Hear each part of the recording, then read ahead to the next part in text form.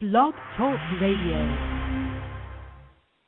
Tomorrow's unknowns might be solved by asking yourself some questions. Does the thought of job loss, economic, or natural disaster have you worried? Have you ever thought, how do I grow and store food? Could I hunt or fish if I needed to? Where would I get my drinking water? And how would I purify it? What are other people saying about the economy? Find help and answers at SHTFM.com. Learn new skills at SHTFM.com. Hey guys, welcome to another show of SHTFM.com.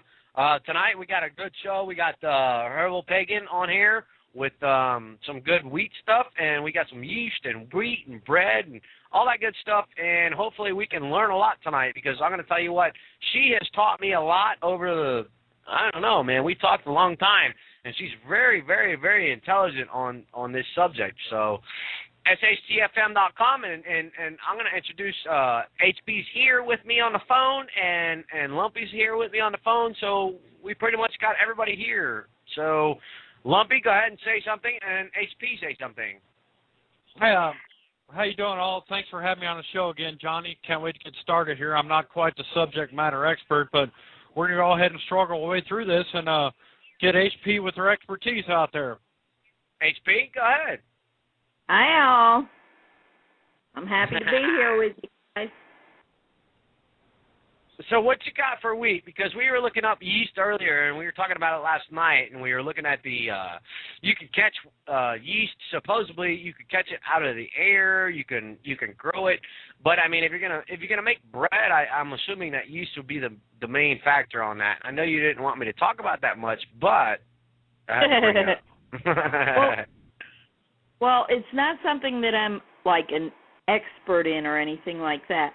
The thing about yeast, from what I can tell, is that anyone can make it. You can get it from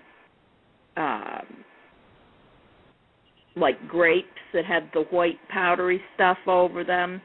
You can make fake, well, it's not fake yeast, it's more like most yeasts that you make yourself will end up being more like a sourdough for your bread.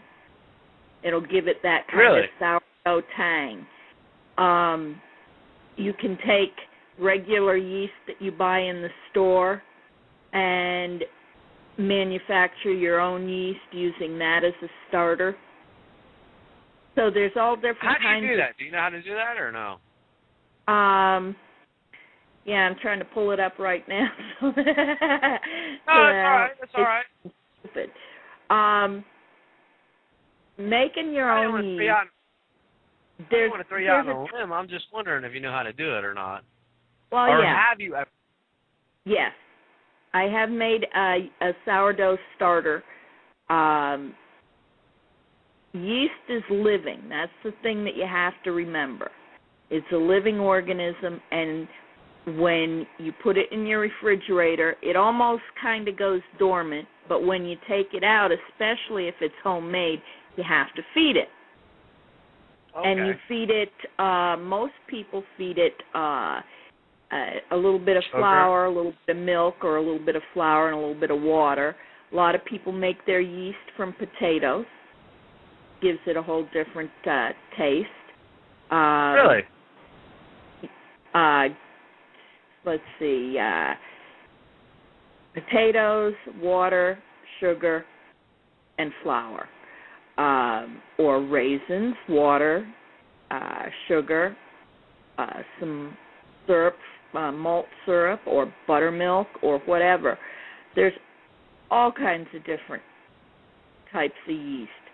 It's real easy to make. Yeah, because I was going to say the alcohol yeast would be totally different than a regular yeast that we would use for bread. I was surprised to see that a lot of the ingredients are the same. You may not put flour in the one that you make for alcohol, but a little bit of sugar, a little bit of water, a little bit of wheat. Let it sit and ferment for a couple of days. You're not going to be able to open your, whip it together and open your jar and be able to use it that day for the most part. You have to let it sit and ferment a little bit, and then it's good to go. In the old Gotcha. days, women would they'd make a starter, and it was kind of like a watery bread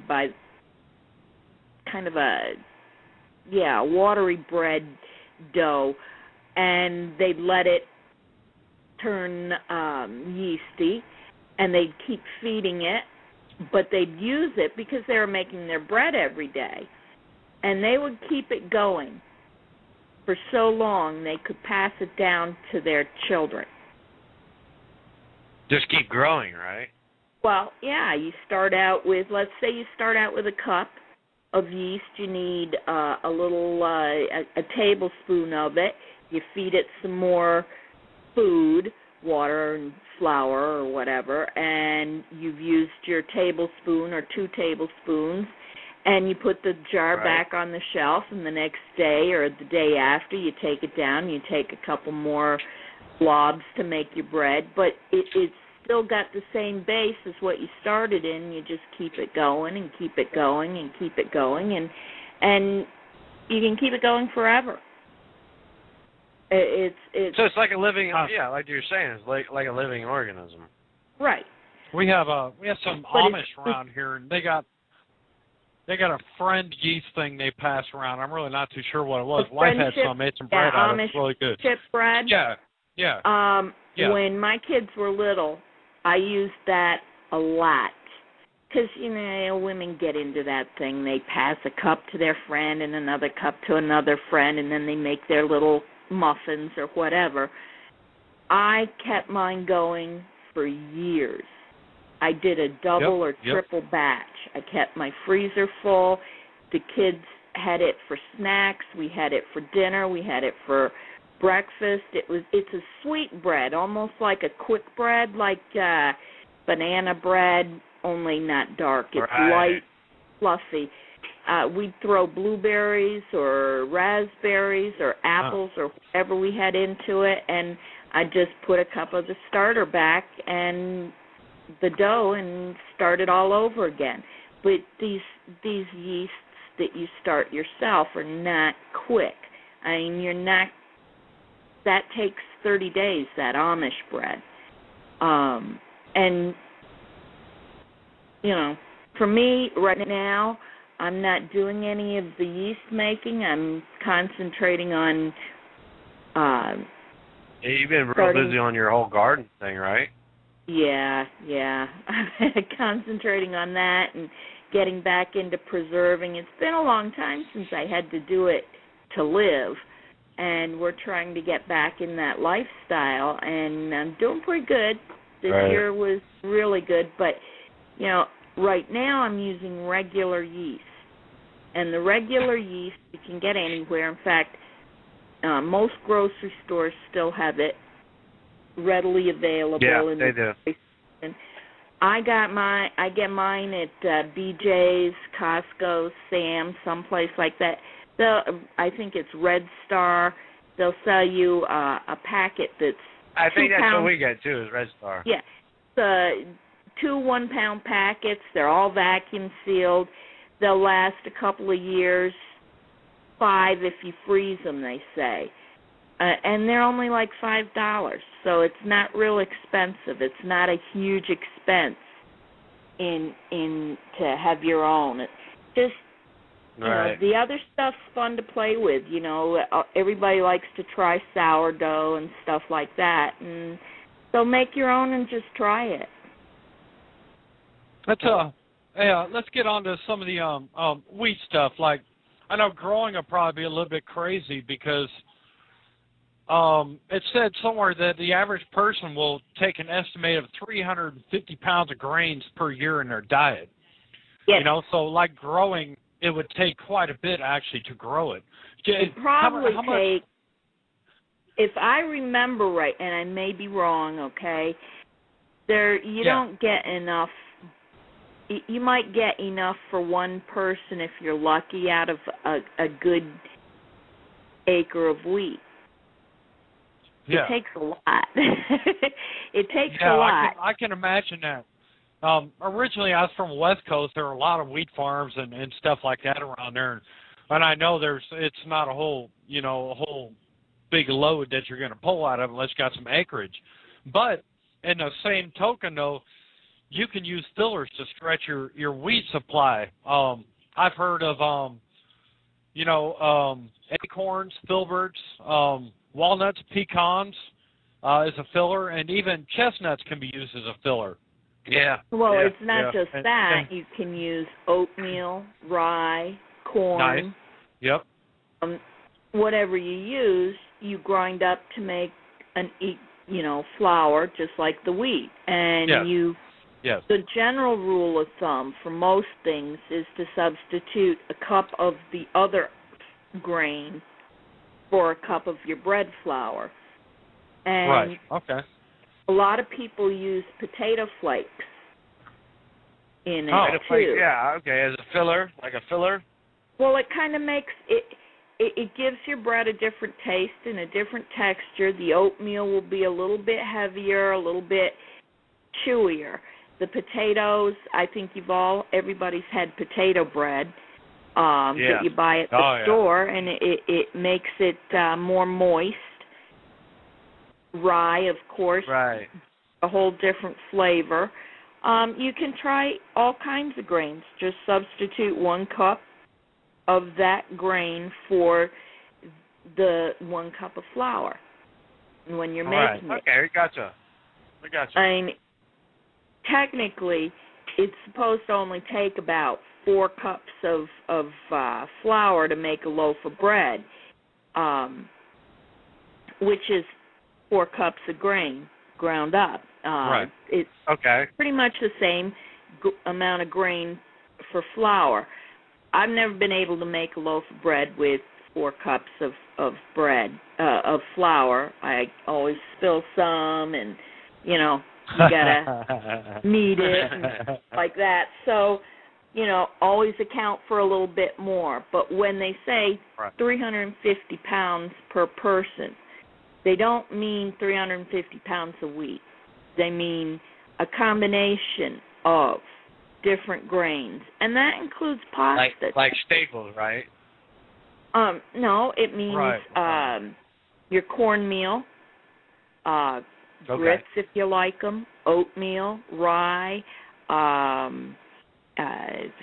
pasta, any of those. I remember that whole thing with the whole hardtack stuff that I did at one point. I tried to make all that hardtack, and it was pretty good, but it's hard. Yeah. Well, the Scots had one. It's called bannock, and you can make it into cakes, or you can make it. You can even roll it into like long little snakes of dough and wrap it around a stick and cook it outside. You can mix some bacon grease in it or raisins or whatever. Almost every culture's got a hard bread that's not needed. You don't need to use yeast to cook it. Right. It's like, and even if you didn't have yeast, you can still rise the bread without it anyway. It's just it's a different texture. That's all. Yeah, very different texture. But wheat is what people who are starting to get prepared hear the most about.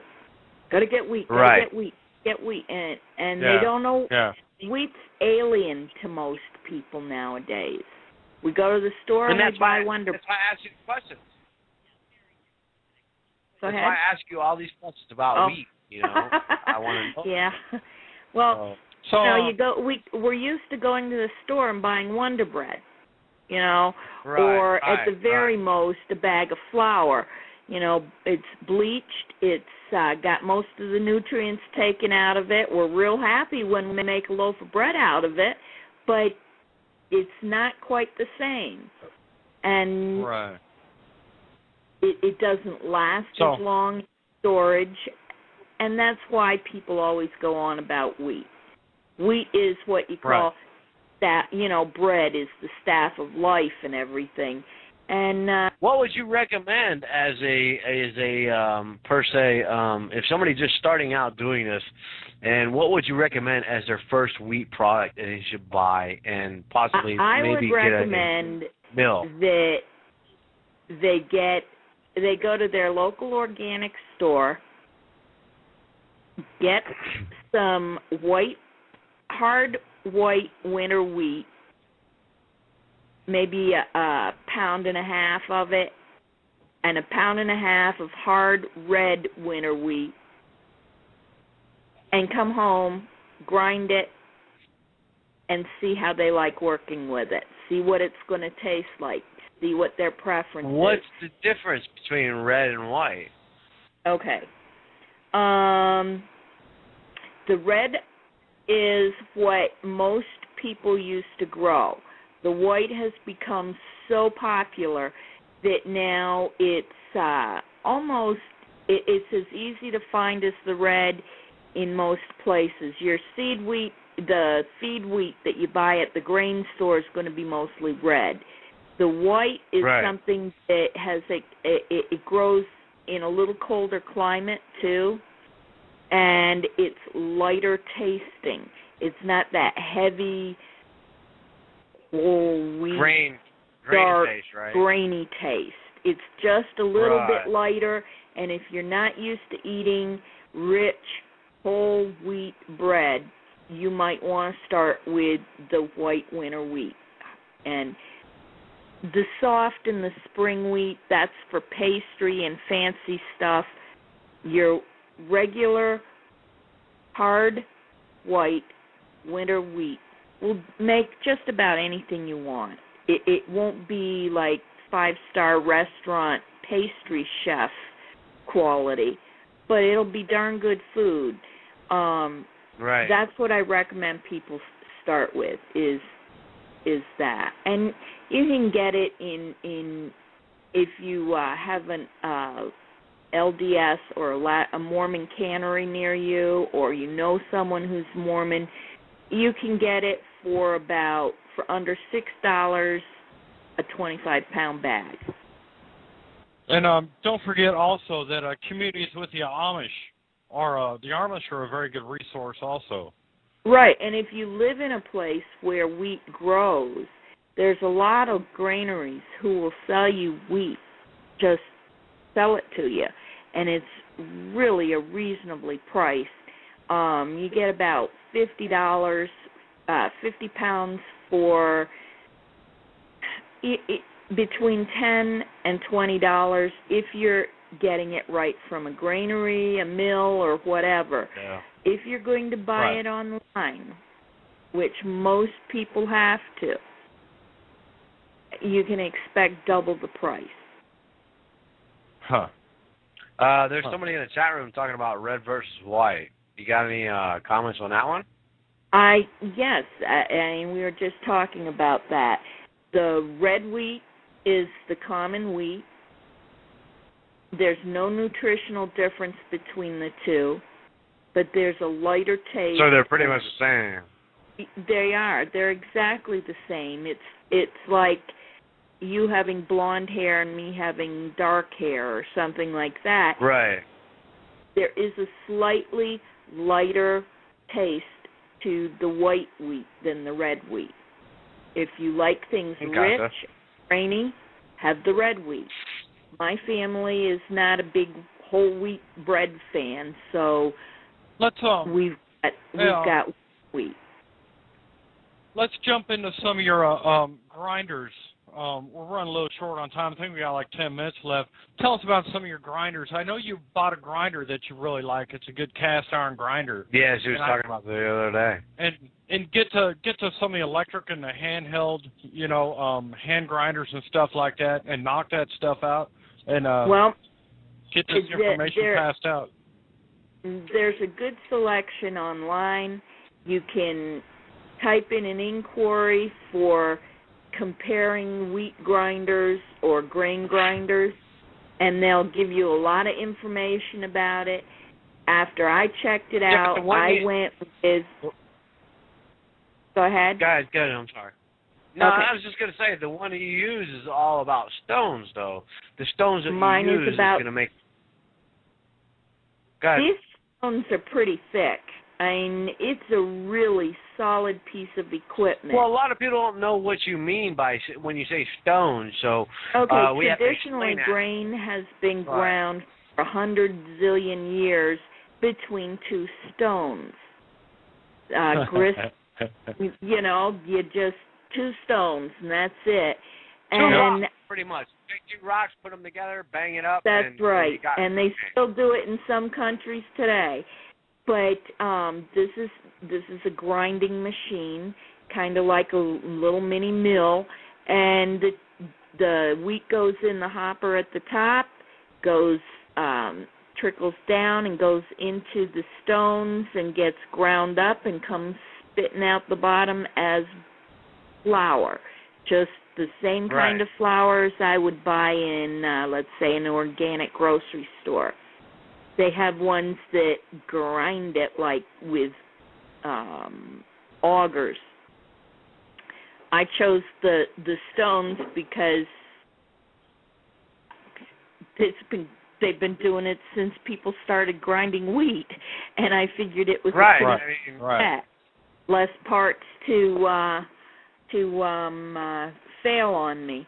It's a straight cut, crank turns the stones, and the wheat falls from the hopper through the stones, gets cranked, and out. And it's solid. I chose a non-electric type because I want to be able to make wheat my flour, no matter what happens.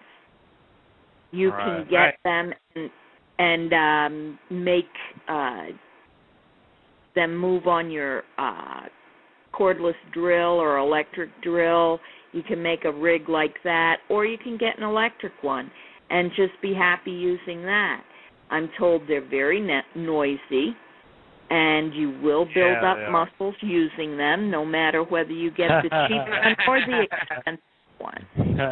I've seen a lady have she put a bicycle attachment onto her grain mill, so that she rides her bicycle in place, like one of those exercise bikes. So it's an expensive thing.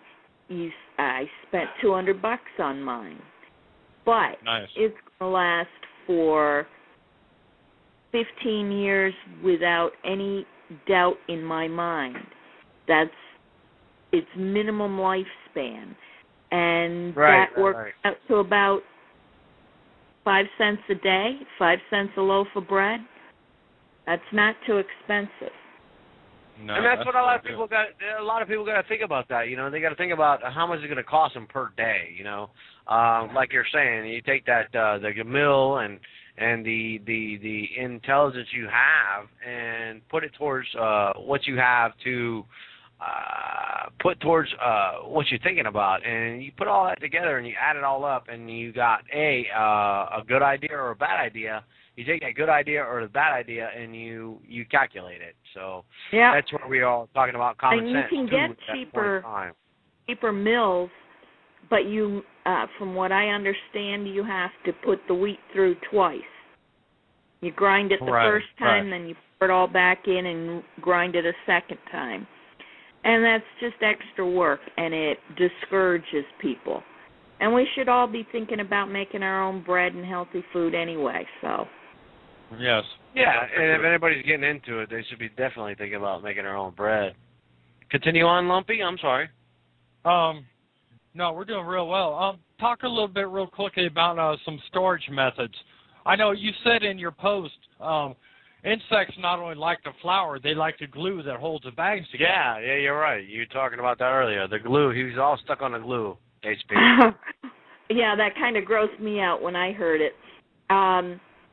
When you store a food item, whether it's, most food items in boxes have some kind of grain in them, the bugs are attracted first to the glue that holds the boxes together. Right. Wow, that's crazy. Right, but they don't stop with that, you know. Right. They go right on to your food too.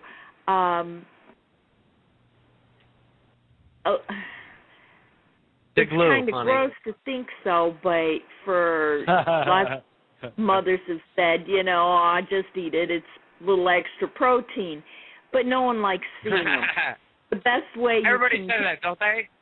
Yeah, they all say that. You know, we've all heard our mothers say it. Adds a little extra protein. A little extra protein, but then as soon as you see them, you're like, oh, the hell with that? I'm not eating that. Right. Even the FDA allows so many bugs per pound of whatever, you know. So yeah, but people don't know that. Once it's sealed up and it's clean, they think it's pristine. But it isn't always. A lot of people freeze their wheat or flour, and that's supposed to kill any bugs. But I think of it like bugs survive the winter, so they'll probably survive that. What they don't survive so well is lack of air. Right. So you put your wheat in a manner, your wheat or flour, in a manner that will spill out as much air as possible. Easiest and quickest way to do that is a 5-gallon bucket, a big Mylar liner, all available on the internet. Find your bucket somewhere closer to you. It's cheaper. And you put in your flour or your grain, wheat, whatever you're putting in there. Put in between 1,500 and 2,000 cc's of oxygen absorbers. You can get them in a big packet that's 2,000 cc's, or you can get them in little packets as low as 100 cc's. Whatever size you choose, put in enough to equal at least 1,500 cc's. More isn't going to hurt it any. And then you squeeze out as much air as you can, seal it up, close the bag. So and with wheat, it's good for 30 years. Good for 30 years. Yeah, you had a post on SHTFM, and it said that a wheat in its whole grain form will last, properly stored for 30 years. That's really good information. You know, yeah, not a lot of people are going to go with that. You know, people may get into something and say,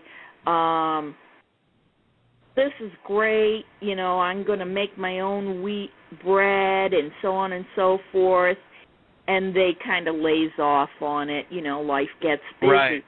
But that wheat's still going to be good. Flour will go rancid or it'll go off. I don't know how to explain the difference in the smell and the taste, but you did actually. And wheat will last. If you don't get around to baking, your wheat will still be there. Your flour may not. And so I think it makes sense. It'll be in as good a nutritional form as whole wheat. It will be in as good a nutritional standard as fresh. Right, it'll stay a lot better longer than fresh flour that you get at the grocery. Right. Well, guys, so it just makes sense. I had to cut you off, but we definitely got to go. The show's already over, and we are going to have HB on pretty much every week. So, I mean, we'll get to all this, and if you guys have any questions, just visit our website, SHTFM.com. Thank you very much, HB, for being on. You're very knowledgeable, and you have so much information. Oh, my God. But you got like 10 seconds, Lumpy, if you want to say something. I'd just like to thank everybody. Thank HP. Like I said, come to SHTFM.com. Eddie has a lot of posts in there on recipes and a lot of preparation food storage. You guys have a great night, and thank you for coming. And thank you very much, HB, for being on the phone and wasting your time with us. Thanks, HP. No problem. Tomorrow's unknowns might be solved by asking yourself some questions. Does the thought of job loss, economic, or natural disaster have you worried? Have you ever thought, how do I grow and store food? Could I hunt or fish if I needed to? Where would I get my drinking water? And how would I purify it? What are other people saying about the economy? Find help and answers at SHTFM.com. Learn new skills at SHTFM.com.